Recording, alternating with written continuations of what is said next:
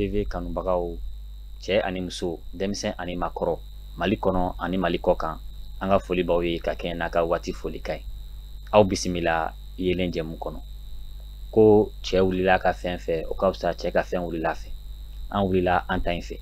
ka aw baro ni ka tila ka aw kalan ka to fɔ aw siginɔ la a y'a fɔ ko yelen an ka bi yelen mina kuma psychologie kan ani association malienne des psychologues an'olu mɔgɔw bɛ ɲɔgɔn fɛ plus précisément ani Dawuda Gindo bɛ ɲɔgɔn fɛ Dawuda Gindo i ni o la i ni ce Seni Kunta i bisimila Hɔrɔn TV plateau sanfɛ an b'i fo i ka déplacement na an bɔra k'a fɔ cogo min na a ye psychologue ye donc association yɛrɛ b'a bolo n'o ye association malienne des psychologues ye donc bi an bɛna kuma aw ka baara kan barisa ko baara bɛɛ n'a ɲɛdɔnbaga wa ni a ɲɛfɔli dira ɲɛdɔnbaga fɛnɛ ma fili bɛ dɔgɔya kosɛbɛ o de la bibi in na an bɛna i ɲininka psychologie la bamananw ko kuma min bɛ ko min bɛ maa senna teliya a to o k'i da la teliya ayiwa i sera yan pour que ka se ka ɲɛfɔli k'an ye aw ka baara kan psychologie n'an ye i ɲininka psychologie par définition e bɛ se ka jumɛn fɔ an ɲɛna psychologie kan i ni ce aw ni ce hali bi a ka weleli la n bɛ segin a kan tuguni komi i y'a fɔ i ka kuma daminɛ na n bɛ Hɔrɔn TV baarakɛla cɛ ni muso bɛɛ fo ma an lajɛbaga ani an lamɛnbaga minnu bɛ Mali kɔnɔ Mali kɔkan n b'u bɛɛ fo ne tɔgɔ Dawuda Gindo organisation bɛ yen n'a fɔ ma organisation malienne de psychologie OMP ne y'o tɔnden dɔ ye o ye jɛkulu ye jɛkulu min kɛlen don ka psychologue mɔgɔ minnu bɛ kalan kɛ psychologie kalan kɛ Mali kɔnɔ ani Mali kɔkan k'u fara ɲɔgɔn kan ka kɛ jɛkuluba kelen pour que an ye kalan min kɛ an fana ka an jɔyɔrɔ min bɛ jamana kɔnɔ an ka se ka o baara fana olu kɛ ni ko n ka psychologie défini n bɛ a di ni misaliya ye bamanankan na o ka nɔgɔn a kɛla fɔ ni sumaya y'i minɛ i bɛ taa docteur fɛ yen a bɛ sumaya fura sɛbɛn ka d'i ma ni sɔgɔsɔgɔ y'i minɛ i bɛ taa docteur fɛ yen a bɛ sɔgɔsɔgɔ fura a b'o sɛbɛn ka d'i ma o ye farikolo ta ye olu banaw o ye farikolo ta de donc sumaya a bɛ farikolo la docteur bɛ yen min bɛ o kama sɔgɔsɔgɔ fana ainsi de suite faridimi ainsi de suite donc psychologue ye mɔgɔ ye mɔgɔ min ka baara bɛnnen don hakili yɔrɔ ma parce que farikolo yɔrɔ fila ye fari yɛrɛ ale ni hakili donc olu de bɛ ɲɔgɔn dafa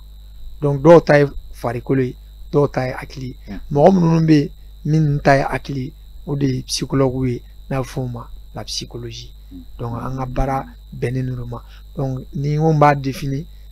psychologue ye mɔgɔ minnu bɛ yen ni u ka baara bɛnnen don hakili furakɛli ani hakili dɛmɛni ma parce que i bɛ se ka hakili furakɛ ka sɔrɔ bana t'a la ani mɔgɔ minnu bɛ yen fana ni bana ye hakili sɔrɔ donc an bɛ se ka fɛɛrɛ jumɛn tigɛ k'a d'u ma pour que ka solution ɲini o de ye psychologie définition na. D'accord hakili la lamɛnbagaw fana ye nin faamuya kosɛbɛ psychologie ye fɛn min ye n'an bɔra yen nɔ monsieur Gindo an bɛ na psychologie yɛrɛ nacogo la bamananw ko diɲɛ ye sabu ye wa ko bɛɛ fana ni a sabu don psychologie fana psychologie nana cogo di ni nanzara ko contexte de naissance ni ɲininkali diyara n ye trop n'i ye psychologie nali lajɛ psychologie nana depuis don min na diɲɛ dan na parce que interaction de don adamaden bɛ degun fɛn fɛn sɔrɔ ou bien a bɛ nisɔndiya fɛn fɛn sɔrɔ a b'a sɔrɔ n'a mɔgɔ ɲɔgɔn de a bɛ degun min fana sɔrɔ a b'a sɔrɔ ni a mɔgɔ ɲɔgɔn de donc a bɛ fɔ o de ma interaction ɲininkali ni ko tɛmɛni min bɛ tɛmɛ an ɲɔgɔn cɛ donc n'i y'a ta k'a lajɛ n b'a fɔ ko depuis diɲɛ kɔnɔ mɔgɔ kɛra mɔgɔ fila ye don min na psychologie bɛ yen dimi b'o la dɔ ka ko de b'a to i bɛ dimi dɔ ka ko de b'a to i bɛ nisɔndiya donc contexte la depuis o wagati la psychologie bɛ yen psychologie nana maintenant ka psychologie kɛ domaine scientifique ye c'est à dire ni a fɔra ka sɛgɛsɛgɛliw kɛ sisan e mɔgɔ min kɛra farajɛ jamana kan mɔgɔ min bɛ farafinna jamana fana kan a bɛɛ ka baara kɛ ni norme kelen n'a fɔ o ma norme standard i ko ni Mali psychologue ko stress de b'i la nin signe ye stress de hali n'i taara farajɛ jamana kan a bɛ fɔ ko o kelen de b'i la donc o y'a donnen contexte scientifique kɔnɔna na bon an bɛ se ka o lier Allemagne na William Wundt ni laboratoire fɔlɔ psychologie la ni o wolola ye mais ka hali bi ka baaraw pousser ka taa n'a ye ɲɛfɛ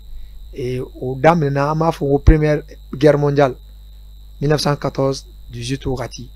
donc fagali jugu kɛra i bɛ taa sɔrɔ dɔ bɛ yen bi i sigiɲɔgɔn don sini i bɛ bɔ dɔrɔn i ka so i b'a sudalen i bɛ bɔ i ka so i b'a ye a fari yɔrɔ dɔ t'a la bolo dafalen tɛ sen dafalen tɛ mɔgɔw commencera hakiliw commencera ka wɔsi donc jatigɛw donna mɔgɔw la ni an ko ma psychose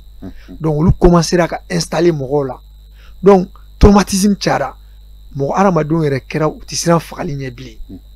o kɔfɛ tuguni entre temps deuxième guerre mondiale fana nana 39-45 donc fagalibaw kɛra dugu dɔw yɛrɛ bɛ olu tununa donc bana jugu hakili wɔsi caman fanga bonyana mɔgɔw la donc communauté scientifique a kɛra fɔ bi an bɛ coronavirus la diɲɛ docteur baw bɛɛ bɛ ka fara ɲɔgɔn kan ka fɛɛrɛ de ɲini ka coronavirus kɛlɛ o donc a bɛ ten donc mɔgɔ minnu bɛ yen fana n'u ka baara tun bɛnnen don hakiliw baara ma u ko munna an ti fara ɲɔgɔn kan parce que traumatisme ni psychose fanga bonyana diɲɛ kɔnɔ hali Afrique y'a ta sɔrɔ la diɲɛ jamana bɛɛ y'a ta sɔrɔ la donc o contexte de kɔnɔna na u farala ɲɔgɔn kan donc an bɛ se k'a fɔ min ye psychologie scientifique yɛrɛ u daminɛna o wagati de parce que o wagati de hakili wuli caman kɛra mais yan'o cɛ psychologie tun bɛ yen fana scientifique kun don mais a ka avancer ka terrain ba sɔrɔ an bɛ se k'a lier o contexte fila la. Ayiwa d'accord Dawuda n'an bɔra yen nɔ an bɛ taa ɲɛfɛ halisa ni an ka ɲininkaliw ye pour que an filɛbagaw minnu bɛ k'an filɛ u fana bɛ se ka faamuya sɔrɔ psychologie yɛrɛ la ale ni psychologie ka baaraw la bamananw b'a fɔ tuguni ka kuma la ko kuma man ɲi barisa kuma ye wara ye a b'a tigi dun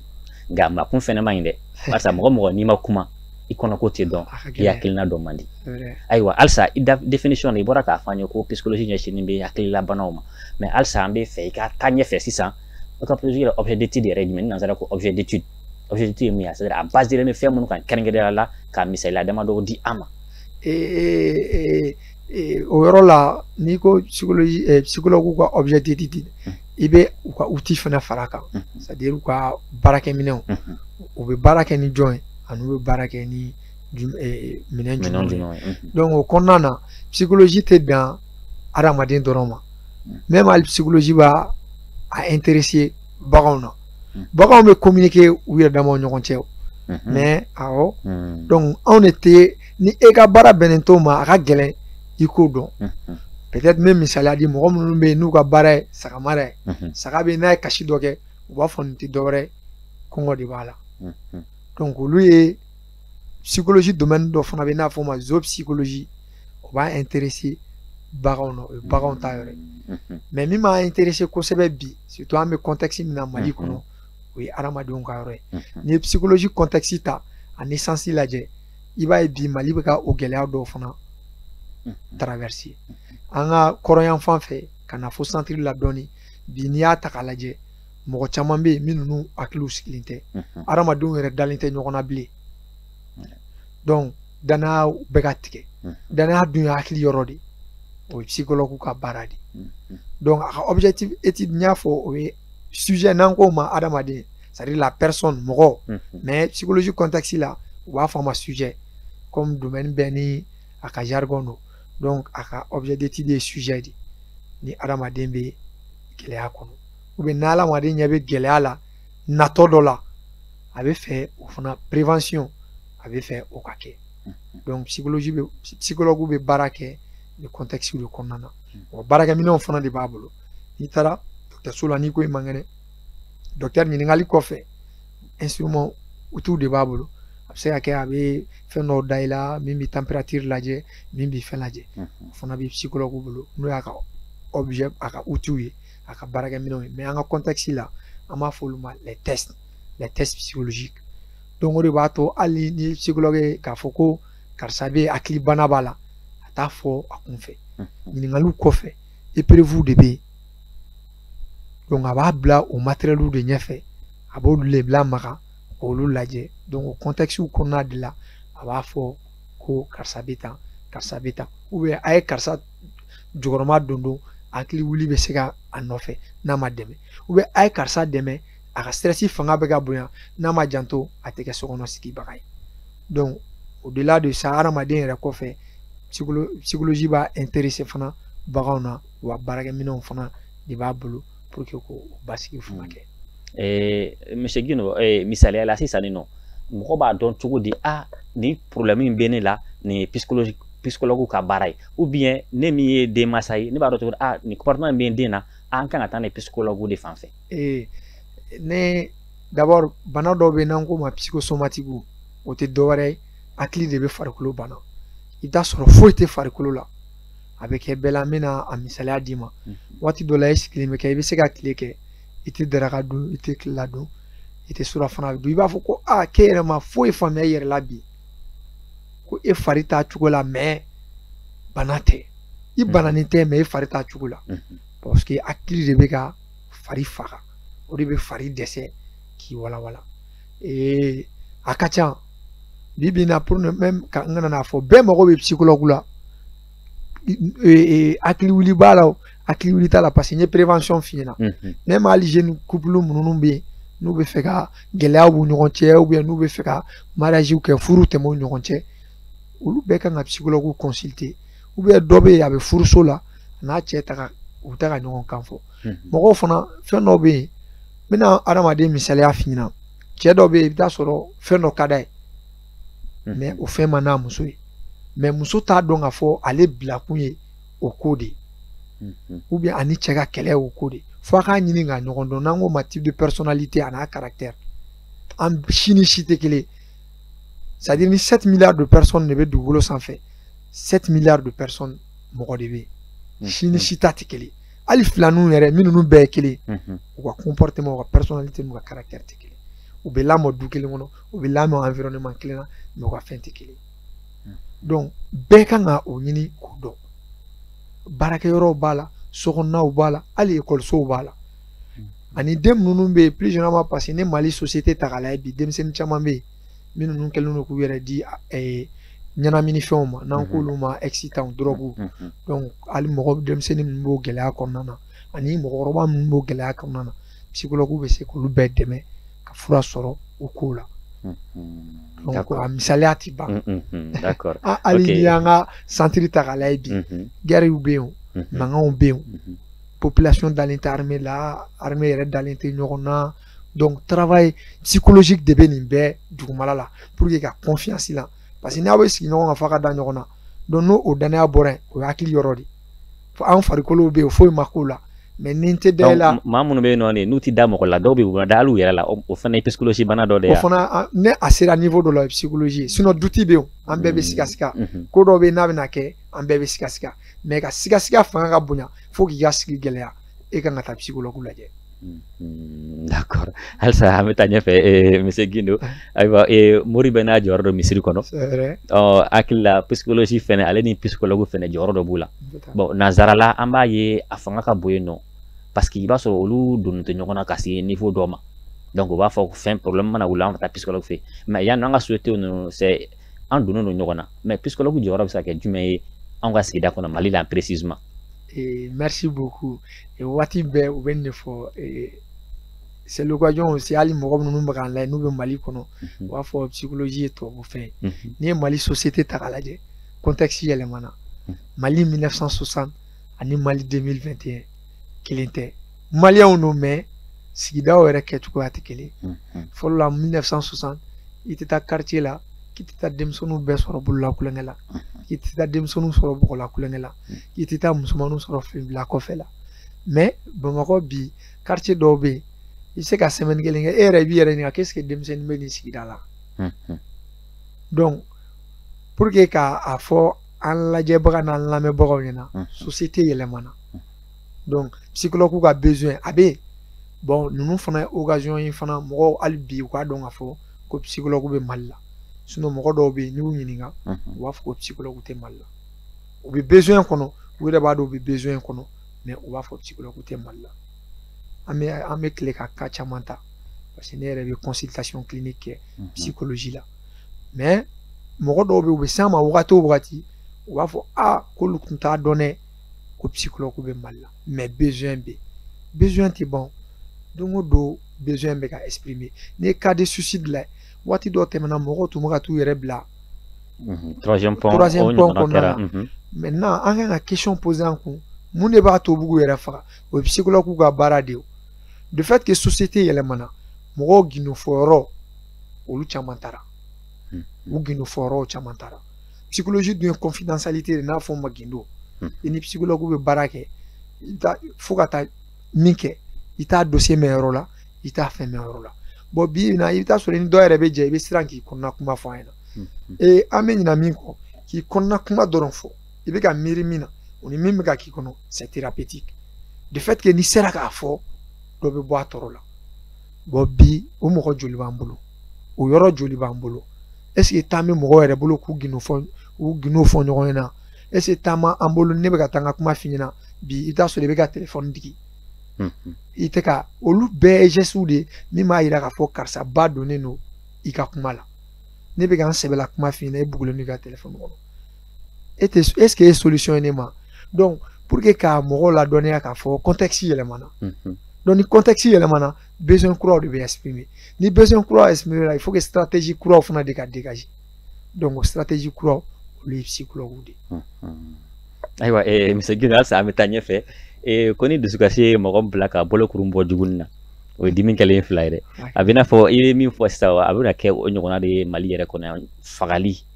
surtout yɛrɛ faga dimi de bɛ na n'a ye fo ka t'i yɛrɛ bila a yɛrɛ faga la aw minnu ye psychologue ye aw yɛrɛ fɛ fura jumɛn bɛ sɔrɔ olu la ale ni hakili wasi bɛ maa minnu sɔrɔ fura jumɛn bɛ olu la kunbɛcogo a y'a fɔ sisan kunbɛcogo bɛ yen fɔlɔ an bɛ kunbɛcogo yɔrɔw fɔ pour que k'olu éviter ale ni n'a ye maa minnu sɔrɔ n'a fɔ hakili wasi dɔw bɛ i b'a sɔrɔ u sigilen u bɛ moto sanfɛ ka kuma u yɛrɛ ma dɔw yɛrɛ dalen bɛ sunɔgɔ la u bɛ kuma u yɛrɛ ma o n'a ɲɔgɔnnaw a bɛ traitement jumɛn kɛ n'o y'a ka moyen d'action ye o mɔgɔ ninnu ye comme an bɔra suicide kɔnɔ directement n bɛ o répond fɔlɔ mɔgɔ bɛ yen ni a taara juru don a kan na ou bien ka taa a yɛrɛ fili yɔrɔ dɔ la ou bien ka marifa ci a yɛrɛ la ou bien ka fɛn dɔ kunu k'a yɛrɛ faga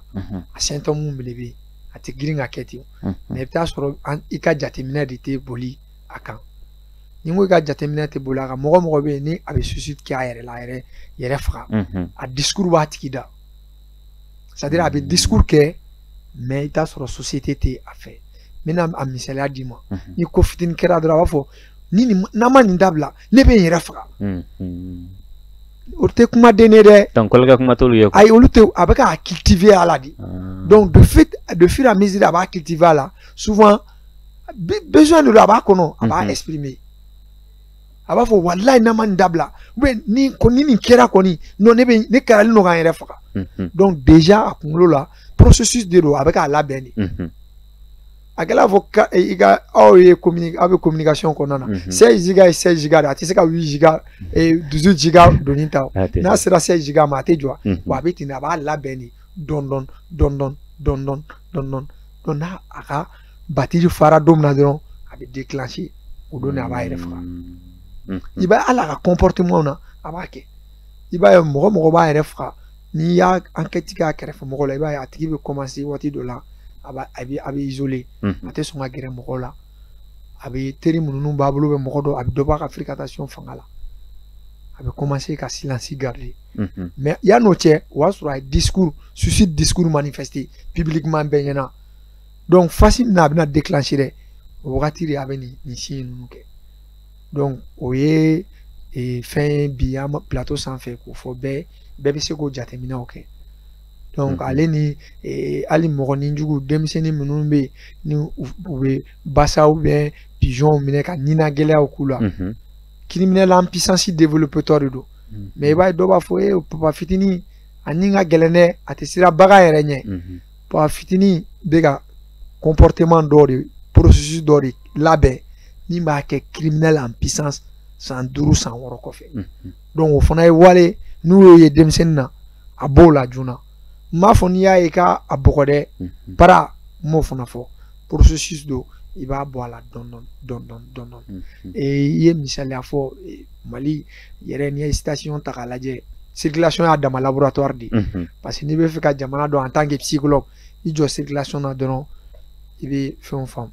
stress fanga ka bon Mali la force est de reconnaître il faut que mɔgɔw k'o dɔn bɛɛ stressé len don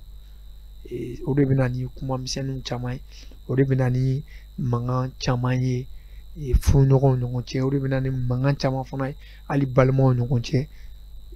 du kɔnɔna na. Donc olu ye stress ni fɛnw ka baara ye. Donc ni stress fana fanga bonyana a bɛ wolo fɛn na n'an k'o ma ko dépression. Donc ainsi de suite o bɛ ɲɔgɔn ɲɛ ka taa. Donc yanni olu fanga ka bonya fɛɛrɛw fana kan ka kɛ, mais bɛɛ bɛ sport dɔn, mɔgɔw bɛ se caman bɛ stress solution dɔn min na o ye sport ye, mais bɛɛ fɛla ko tɛ sport ye. Dɔw fana ta ye lecture ye, dɔw ta fana ye baro ye. I bɛ taa sɔrɔ n'u dusu kasira u bɛ bɔ u bɛ taa baro kɛ, mais a bɛna kɛ fɛn fɛn n'i b'a dɔn ni i dusu kasira fɛn fɛn bɛ se k'i nisɔndiya ou bien i bɛ se ka plaisir sɔrɔ fɛn fɛn na min t'i bɔ i tagabolo kan, parce que dɔw bɛ yen n'u stressera u t'u yɛrɛ di ɲɛnamini fɛnw ma. N b'o fɔ o tɛ stress solution ye, o y'i yɛrɛ k'i yɛrɛ détruire de. I ko n'i ye gabakuru ta sisan k'i bɛ taa n'a ye quartier dɔ la k'e bɛ bɔ n'a ye k'i bɛ ba tigɛ n'a ye, i sera pɔnda la i y'a jigin mais baara in dun kalifalen bɛ de la, donc a bil'i kunna hali bi fara in bɛ pɔnda la dɛ, n'i m'a ta a tɛ pɔn tigɛ. Donc ka drogue ɲɛnaminimafɛnw ta stress fura la a kɛla fɔ o de, mais i b'a dɔn o kɔfɛ fɛn fɛn bɛ a bɛ se k'i la nisɔndiya ka énergie négative dégager ka b'i fari la i bɛ se k'o waleyaw kɛ. Ayiwa Dawuda Gindo an bɛ ka se an ka baro kuncɛma yɔrɔ la, mais yanni an ka kuncɛ an bɛ fɛ i ka solution di maliyɛn minnu tulo bɛ i la nin waati nin na, fɛn minnu bɛ se ka kɛ ka se ka ninnu fɛn ninnu kunbɛn. I b'a sɔrɔ dɔw fana bɛ yen nɔ u dancogo yɛrɛ la ni tubabu ko ils sont timides, u tɛ don mɔgɔw la ten, wa u b'a sɔrɔ n'olu kuma mɔgɔ fɛ u bɛ maloya fɔ maloya kojugu bɛ kɛ ka kɛ malangoloya yɛrɛ ye. Bon olu fɛn ninnu solution jumɛn bɛ olu la aw yɛrɛ fanfɛla na? Oui, n'an ko ma hadamaden dɔw bɛ yen n'an ko ils sont extra ou intravertis, dɔw bɛ yen i bɛ taa sɔrɔ u dayɛlɛlen don mɔni extérieur ye, mais dɔw bɛ yen u datugulen don u yɛrɛ kan. Ale ni timidité u bɛ lié ɲɔgɔn na dɔɔni. Timidité o ye na kuma yɔrɔ la mɔgɔ minnu bɛ yen ni kuma ka gɛlɛn ma, dɔw bɛ yen i bɛ taa sɔrɔ kuma ka gɛlɛn ma mais jama ka d'u ye, u bɛ jama la u tɛ kuma mais kuma ka gɛlɛn ma, mais dɔw bɛ yen u tɛ jama yɛrɛ de fɛ, a bɛ f'o ma agoraphobie, o ye jama bɛ yɔrɔ o yɔrɔ mɔgɔ ko man d'u ye, olu tɛ mɔgɔ ko fɛ, o ye problème de ye, o ye agoraphobie o ye problème ye. Donc o fɛn o problème dégager ka b'i la hali ni ma taa psychologue fɛ yen, i dalen bɛ mɔgɔ min na, parce que ni donna jama la i bɛ taa sɔrɔ i dalen tɛ bɛɛ la, mɔgɔ kuraw b'a la mɔgɔ kɔrɔw b'a la, o crainte fana n'a fɔ o ma peur o b'a to k'a fɔ i tɛ gɛrɛ jama la, mais i dalen don mɔgɔ min na jama la n'i yɛrɛ b'a dɔn k'i dalen b'a la i bɛ se k'o bila o k'i accompagner groupe kɔnɔna na. Déjà groupe la den tɔ ou bien jama tɔ i bɛ se k'olu image lier o tigi la mentalement pour que i ka intégration ka se ka nɔgɔya groupe kɔnɔna na. Donc o ye mɔgɔ minnu tulo b'an na distance la o y'a fɛɛrɛ teliman ye, i bɛ danayamɔgɔ ɲini a jama la ka danaya dɔw kan o b'i dɛmɛ k'i intégrer groupe kɔnɔna na. Donc groupe la den tɔ i b'o image coller i ka danayamɔgɔ la. Donc ale ni timidité i bɛ se ka i jɔ hali miroir la dungare la so kɔnɔ ka k'i b'a fɔ i bɛ palais de sport de kɔnɔ a falen don jama de la i b'i ka kuma kɛ miroir ɲɛfila la. Donc o min ye timidité o bɛ se ka dɔ b'o fana na. Mais hakili wasi dun solution min bɛ se ka sɔrɔ la? Hakili wasi à part ni a tɛmɛna stress kan o yɛrɛ stress fana niveau de b'a la, parce que stress ye positif bɛ négatif bɛ, hali sɔgɔmada f'i ka wuli ka bɔ sunɔgɔ la stress de b'i dɛmɛ, parce que ɲɛ bɛ charge de la ɲɛfɛ f'i ka wuli, donc o ye stress positif ye, mais stress k'i bali ka wuli ka taa baarakɛyɔrɔ la ou bien k'i bali ka fɛn dɔw kɛ, donc n'o sera niveau dɔ la il faut que ka taa psychologue consulter, parce que n y'a f'i ɲɛna n ko hali ni diɲɛ kɛra 7 milliards de personnes 7 milliards de types de personnes de bɛ yen, donc solution dɔw bɛ domaine scientifique la n'i y'a fɔ i bɛ taa sɔrɔ dɔ b'a adapter a ka situation na mais a caractère n'a ka personnalité tɛ a répond, mais solution dɔw bɛ yen c'est universel, olu la n ye norme standard f'i ɲɛna, n ko ni Mali psychologue y'a f'i ɲɛna ani jamana wɛrɛ psychologue y'a f'i ɲɛna o ye norme standard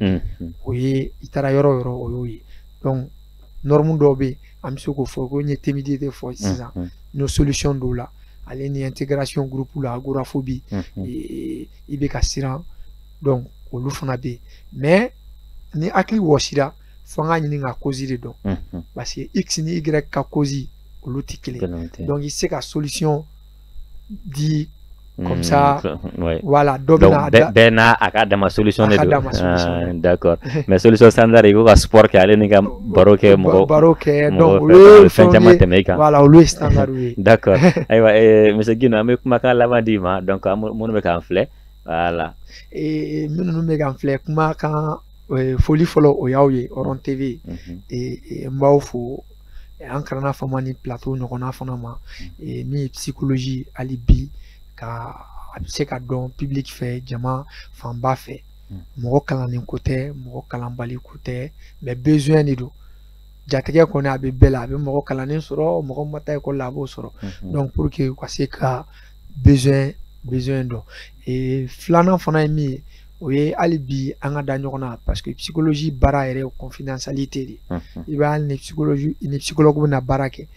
a b'o a ka kalan kɔnɔna na n'a bɛ f'o ma serment a bɛ bolo de kɔnɔna na donc confidentialité an ka da ɲɔgɔn na wa psychologue consulter pour que fɛn caman bɛ jamana in kɔnɔ u ka se ka basigi jamana ka ɲɛtaa a bɛ bɔ du kɔnɔ fɔlɔ furuɲɔgɔnw ni ɲɔgɔn cɛ a bɛ na commune na kabila la ainsi de suite fo a bɛ na yɛlɛ fo baarakɛyɔrɔw la donc résultat positif fana bɛ bɔ o yɔrɔw de la jamana fana bɛ basigi donc an ka da ɲɔgɔn na fana ani jamana autorité fana u ka psychologue impliquer u ka processus la armée kunda réconciliation kunda éducation kunda d'accord ok Dawuda an bɛ i fo ka bɔ a ka organisation na ka se ka na walawalali di lamɛnbaaw ma ani filɛbagaw ma vraiment o ye baara min ye mɔgɔ kan ka fo o la kosɛbɛ an b'i fo kosɛbɛ merci bien pour la visite an minnu fana tun bɛ k'an filɛ an ka foli bɛ ka di aw yɛrɛ bɛɛ lajɛlen ma an bɛ kuma laban ka dugawu kɛ an ka jamana yɛrɛ ye ala ka Mali lakanda ala ka bɛn ni kelenya sabati Mali kɔnɔ wasalam